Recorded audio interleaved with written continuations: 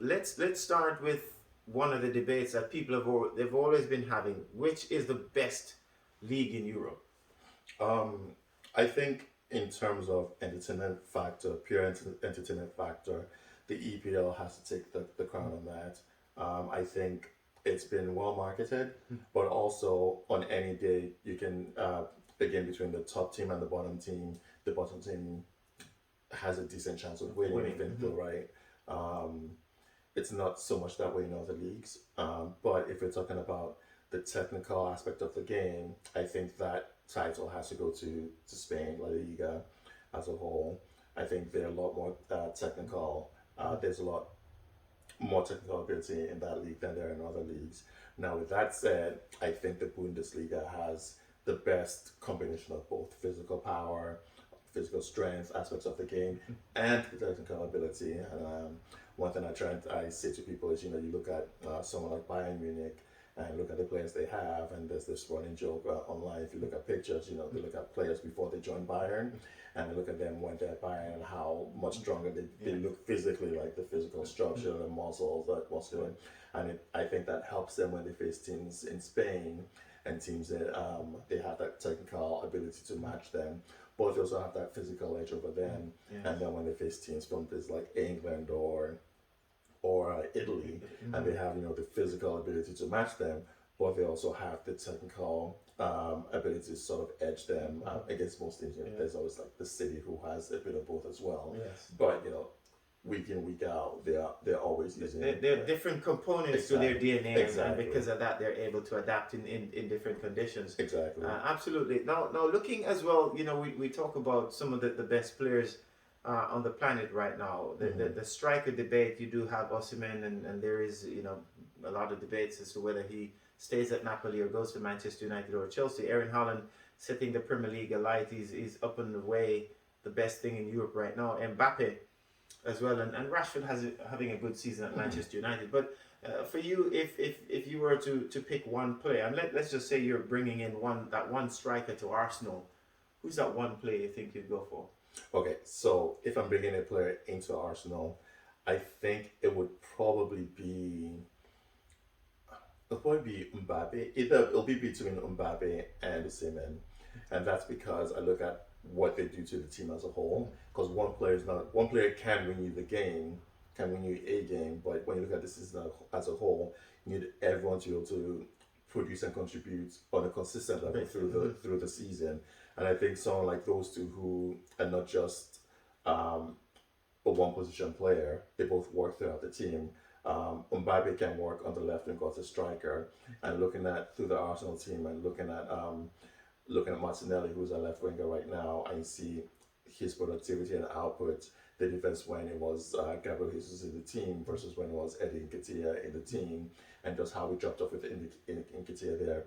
The positives that Nketiah was producing and developing, but you just see how it affected Martinelli's game, and you just want to be careful as to how the players are coming affect other people. You have Saka on there also, and just the fluency in movement between that front four. Yes.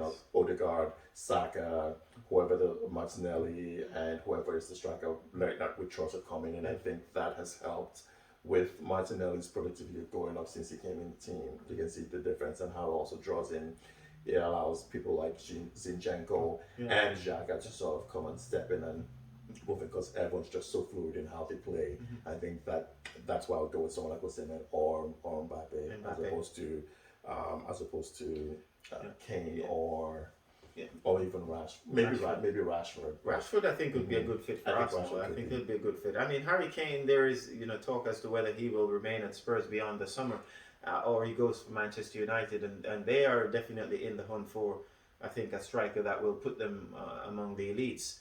Despite Rashford's goal productivity this season, you don't think that he'll be able to carry them on his shoulders for much longer, or do it by himself throughout the season.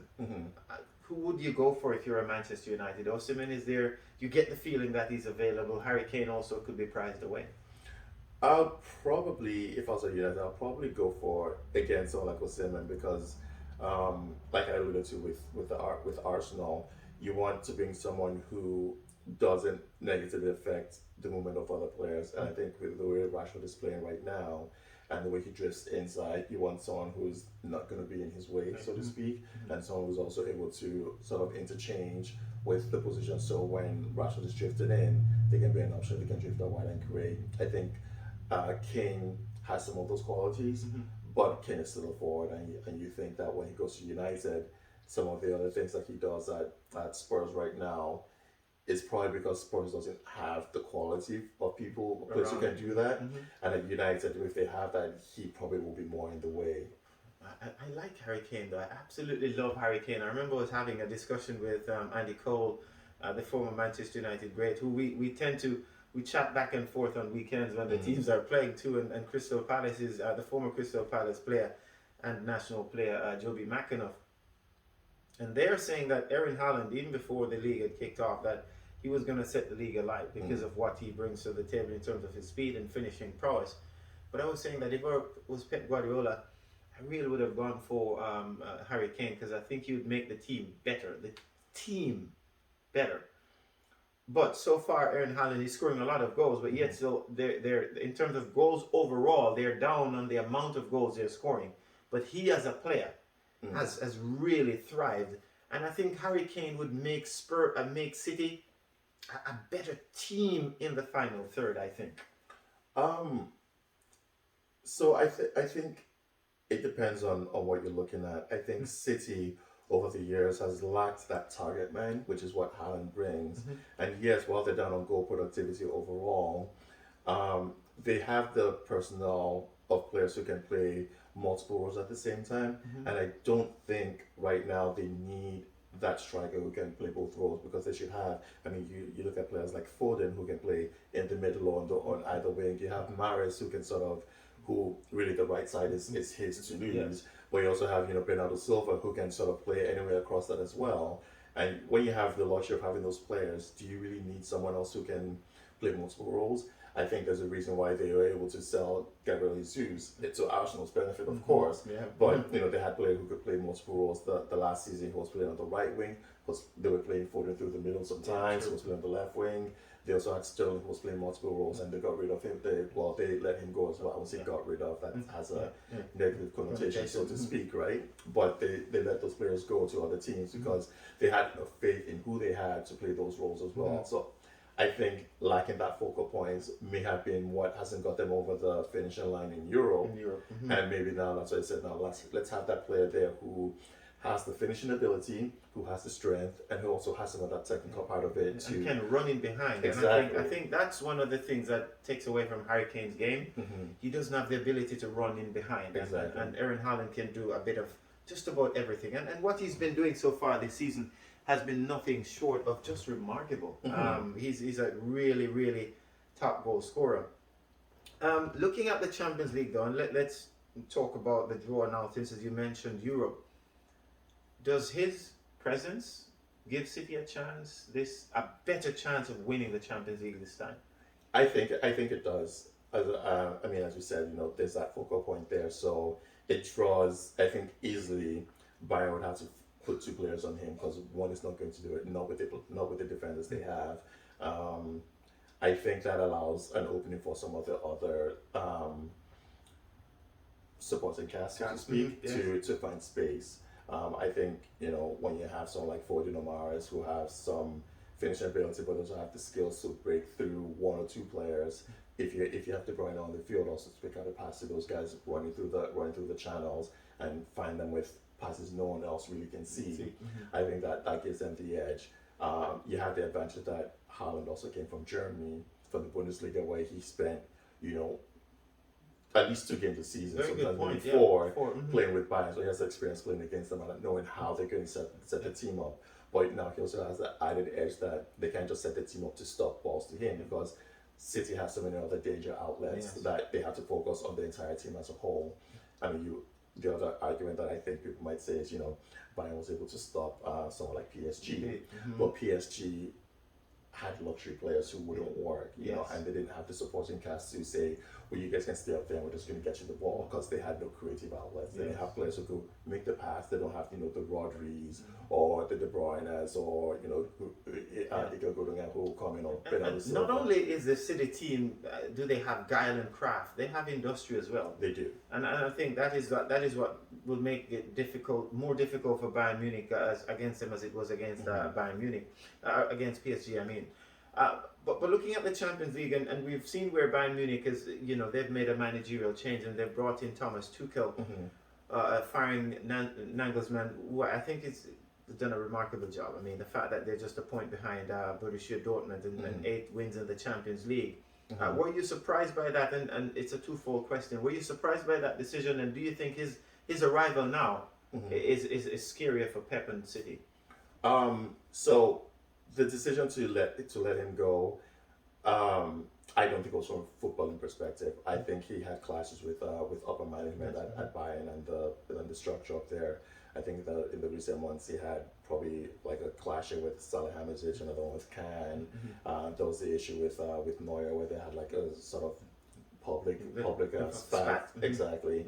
And I think it just came down to who are you going to back, the manager or, you know, the board or the players, right? I think not so much the Neuer issue, because he's probably put himself in bad light with the management with things that came out after the goalkeeping coach and one of his components was let go.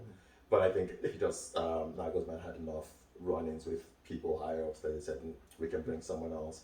It also helped that Tuchel was available, and so looking in the future, do you go for someone of quality who may be an upgrade right now, who's available? Do you wait, you know, the 4 months and he gets snapped up by another team?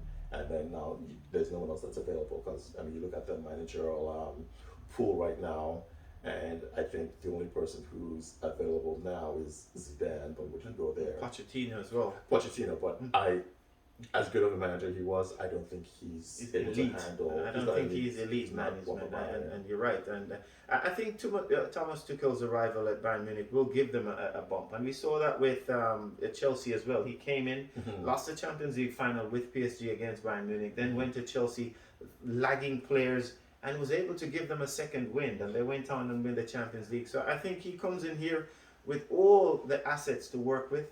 Yes. And this makes Bayern an even more dangerous proposition.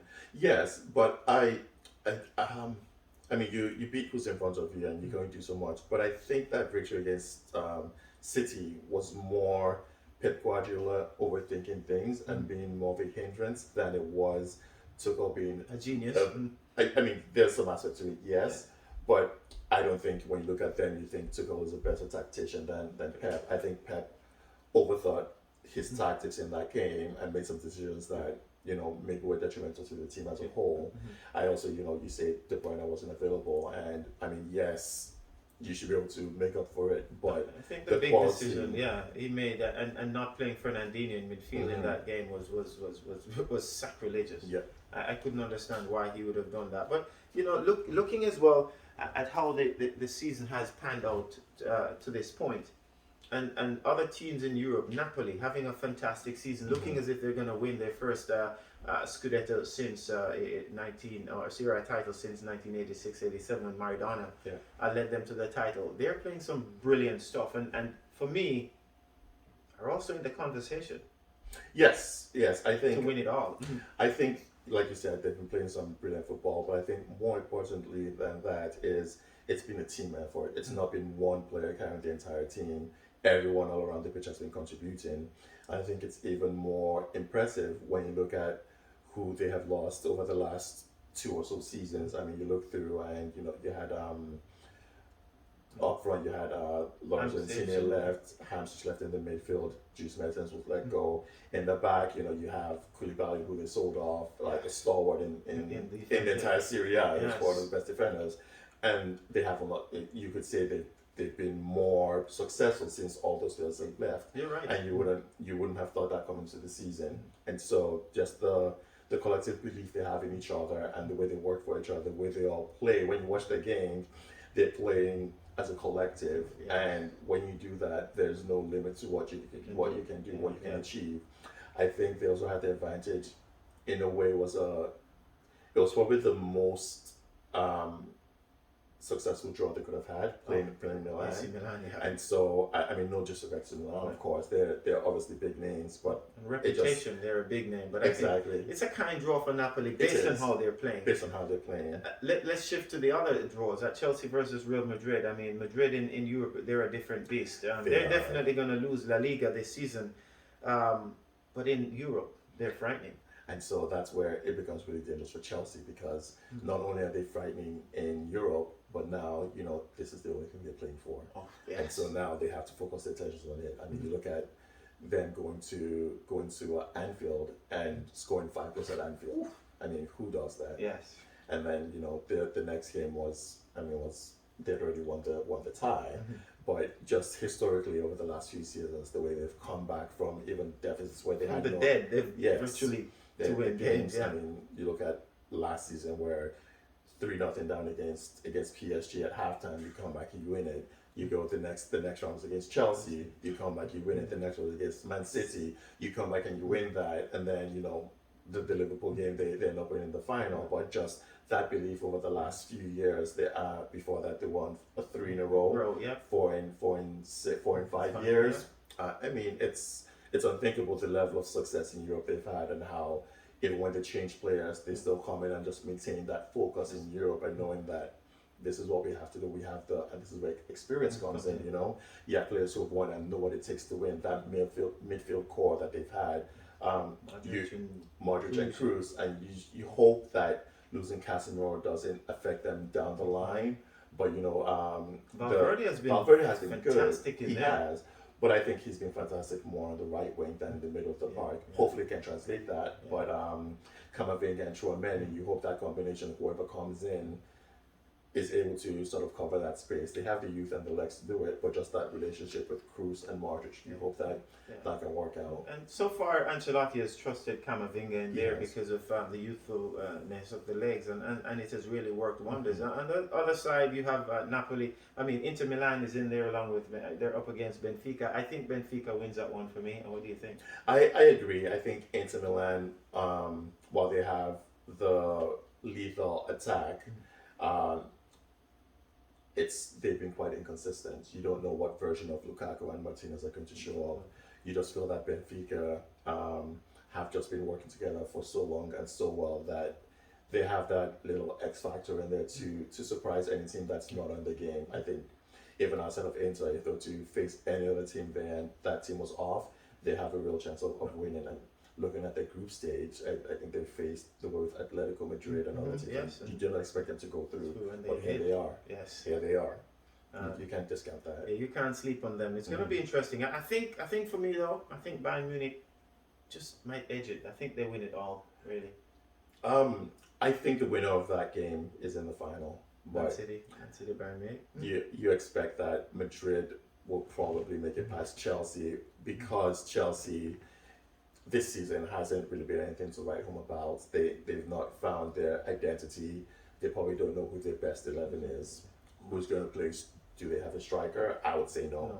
I don't think so. We've been using Kai Havertz there, and I really don't think Kai Havertz is he's something of a hybrid player, but I don't know what's his best attribute. He's not fast. He's not able to hold the ball up. He's not able to bring other players in. So I don't know what's his but he has scored some big goals since he has arrived at Stamford Bridge, and maybe that's what's kept him there. But I think he goes in the summer. Maybe if Chelsea decides to get a striker, he leaves. I think so. I think he's living on the goodwill of scoring the winning goal in the Champions League to win that win that for you. But I think I agree with you. It's hard to figure out what his best position is, and I mean, looking at all the players that have come in recently, and not having any level of success.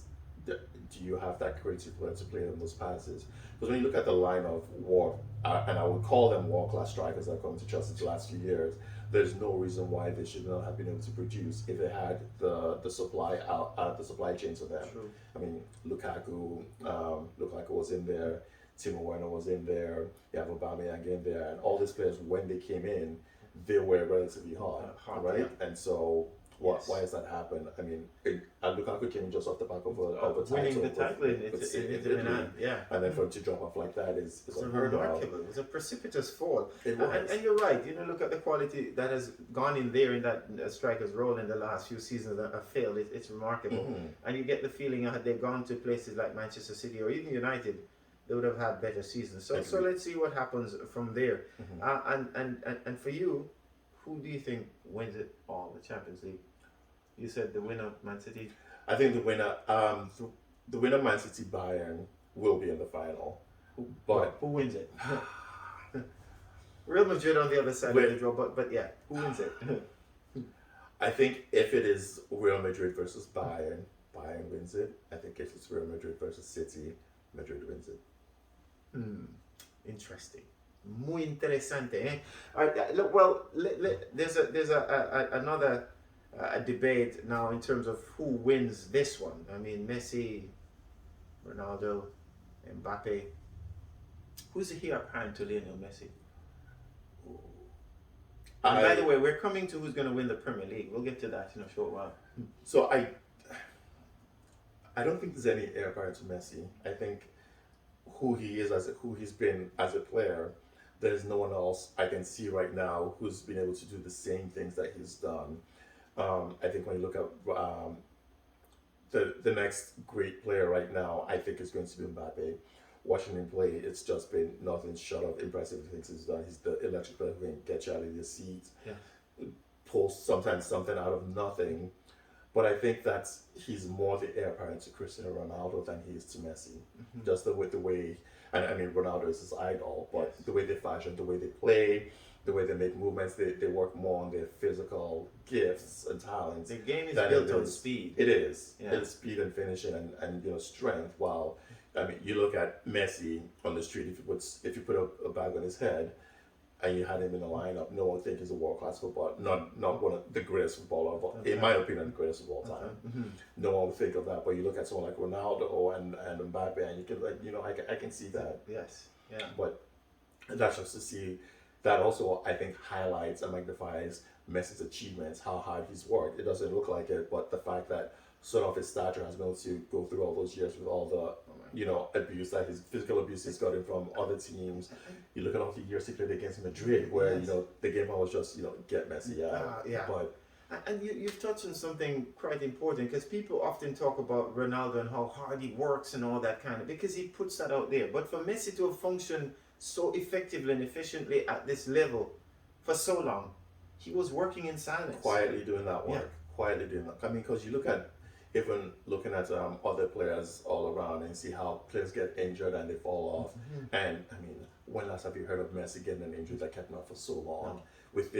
And again, I'll go back to the abuses he's taken from just those classical games alone is enough to put a lesser player out of their careers. Yes, true. You're right. I mean, you look at those games where you had Pepe and Sergio Ramos on him, and then Marcelo just for good measure on there. Yes. I mean, and Casemiro sometimes, just people going out to, bluntly speaking, to butcher him. Yeah, he survived the wars. He gets up and just sort of has that smirk and walks off with the swag. I mean, at some point they were untouchable, and then it was just a battle between both of them. But those were games you wanted to see where that was probably the closest you could get to the marriage between technical ability and physical ability on those two teams. Those were battles that as a football fan, you want to go. You want to watch that. You want to watch classical, that. And you're right. I mean, Messi is a different beast for me, and we've touched on it many times. We've seen this guy. He has given the world so many moments that you will live on. Yes. And for me, the things that he has done, you scour your mind in the greatest of scope, and you ask yourself, who could do that? And you come back with one answer: only Messi. Only Messi. Only Messi. And you've in his moments of brilliance, Ronaldo and Mbappe, in their moments of brilliance, you see them do things, and you said, "Oh yeah, each of them can do that." Or another player in their finest moment could pull that off. Yes. But Messi, in his finest moment, is all by himself. I agree, and I think even outside of that, you look at the effect that they have on everyone else around them. Yes. The productivity, the belief of the team. You can see that when Mbappe and Ronaldo on the team's sort of tactic is we'll get the ball to them and let them work their magic. when Messi's on the team, like yes, he has the right to work, but you can also see that the team also believes and they're able to come up and also produce. Yes. You look at the teams with when he was with Barcelona, and you see how everyone else was. Like, I mean, when he had Suarez there, when he had Eto'o on there, when Henry was there, when Neymar was there, you had Iniesta, you had Xavi. You could just see how on that Barcelona team, everyone there was a bona fide star. Yes. As opposed to at Madrid, was Ronaldo. He had all those world class names, but all those players you could tell sacrificed for Ronaldo's glory, like sacrificed their own glory, and not necessarily to the benefit of the team. But for Messi, you can see sometimes sacrifices his own personal glory to the benefit of other people. I mean, look at the year when Suarez was going for the Pichichi, and Messi wasn't taking penalties, Neymar wasn't taking penalties. Like, no, you go for it.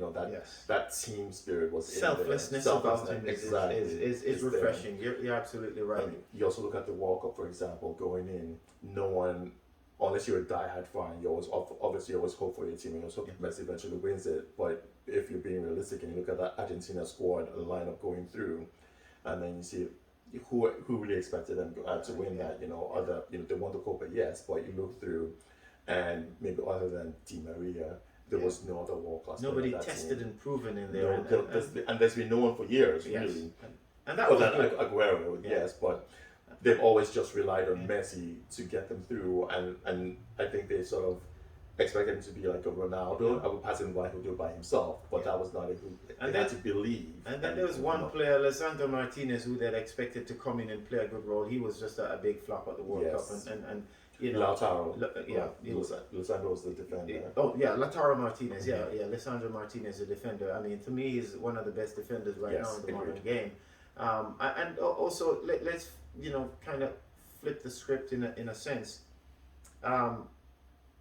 Messi, do you think he should stay at PSG or go back to Barcelona? There's talk about him moving back to Barcelona. I think it depends on what role they're willing to give him at Barcelona. I don't want it to be a case where, because of who he is and how he is, and depends on the personality of the coach. You don't want a coach who's going to be too timid and says, "Oh, he has to play all the time." You don't want him to hinder the development of those around him. Sort of unfortunate, like Ronaldo did when he went back to United. You want him to be able to let the Rafinhas or the Dembeles or Ansu Fati to thrive, but you have people like Pedro and Gavi coming up, but him knowing that if his presence there is able to give them the experience and know, okay, this is what has to happen at the level to get to the next level. Yes, you're all very good players, but you need to be elite. This is what happens. So it's kind of able to facilitate their growth instead of stymie it as Ronaldo did when he went back to Manchester United. Yeah, absolutely. I think it would be good. The big one, the Premier League. Your Arsenal, 8 points atop the table now. It's a false table at this point. Manchester City having a game in hand. Does Arsenal win it from here for you? As a fan, I hope so. I think a lot of it depends on April is a big month. We have the game against City to play. I think the result of that, it will be very crucial to determine who wins it. If City win that game, it becomes 2 points. But the 2 points is if we tie and the win, those points are gone. So I think a big part of it comes down to those games. But in those final 10 games, we both play, I think, the same 5 teams, maybe 6 teams, who are all fighting for something. We both play Liverpool, we both play West Ham, we both play Chelsea, and some other teams who are facing relegation. Everton, exactly. Can you see them holding on though? Can you see them holding off City? I think they can. I think they can, but it all comes down to who's healthy and who's not. I think, unfortunately, Arsenal is an injury or 2 from those wheels falling off. The last game, it may have been the same result, but when I look at Arsenal's losses this season, other than the Everton game, the 2 losses were to United 3-1 and to City 3-1, and in both games Thomas Partey didn't play, and so you wonder what type of effect that would have if he's not available anymore. And that protection that he just brings to the team, he's that cover for Gabriel and for Saliba. Saliba is injured now, which is another thing. Is Rob Holding good enough to cover that? I don't think so. But then do you bring Ben White back to centre back and sacrifice the right? But that right has been so instrumental to the productivity of Saka, Odegaard, and that link. Do you sacrifice that as well? And I think that's where, it's very important that we find someone who can plug that hole. But looking into next year and recruitment in the off season, we need to find places or have that depth in the squad to have people to cover for it. I think, even as a Chelsea fan, let me kiss the bag before they throw me out of the Chelsea fan club. I'm hoping that Arsenal holds on and win the title. For the top four, quickly, who do you think gets in there? Manchester United, of course, you get the feeling they're home and dry. Tottenham, Newcastle, to a less extent, Fulham and Brighton knocking on the door, Liverpool.